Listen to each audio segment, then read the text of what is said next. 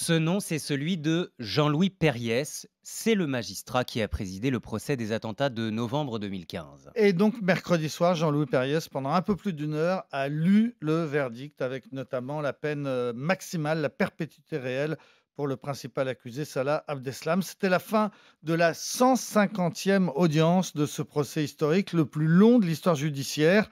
Il reste maintenant une audience civile et puis ce sera fini.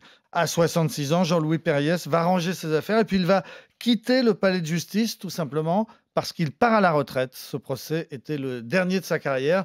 Il y a consacré 2 ans et demi entre la préparation et les 10 mois d'audience. De la vie générale, il l'a parfaitement mené avec beaucoup de bienveillance, surtout à l'égard des parties civiles, les victimes qui ont salué son sens de l'écoute et qui, entre elles, parfois surnommaient le président Loulou, Mhm. ce qui, paraît-il, ne lui plaisait pas beaucoup. Il a aussi fait preuve de maîtrise en évitant pratiquement tous les incidents d'audience. Il s'est parfois montré assez ferme à l'égard des accusés ou de leurs avocats. À un avocat, il avait dit un jour: c'est comme ça et pas autrement, et si vous n'êtes pas content, vous n'avez qu'à changer de métier. Il a aussi remis en place un autre avocat qui venait de lui dire: oui, monsieur l'instituteur, et ça non plus, ça ne lui avait pas plu. Oui, on peut le comprendre. Alors pourquoi lui? Pourquoi Jean-Louis Perriès a-t-il été choisi? Pour son expérience? Oui, plus de 40 ans d'expérience pour ce fils d'un juge d'instruction, petit-fils d'un greffier au tribunal de Foix.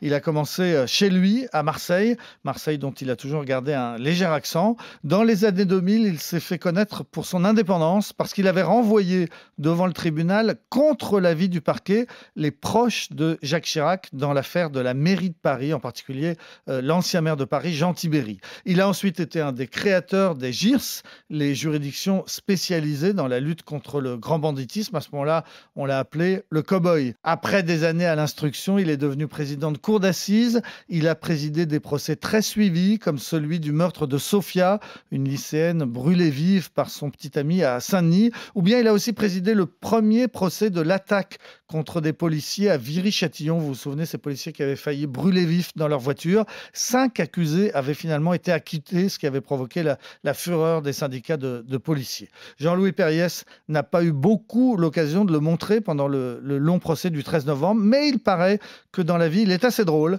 adepte du second degré. Ceux qui le connaissent le décrivent comme quelqu'un qui aime la fête et qui est fan de l'OM.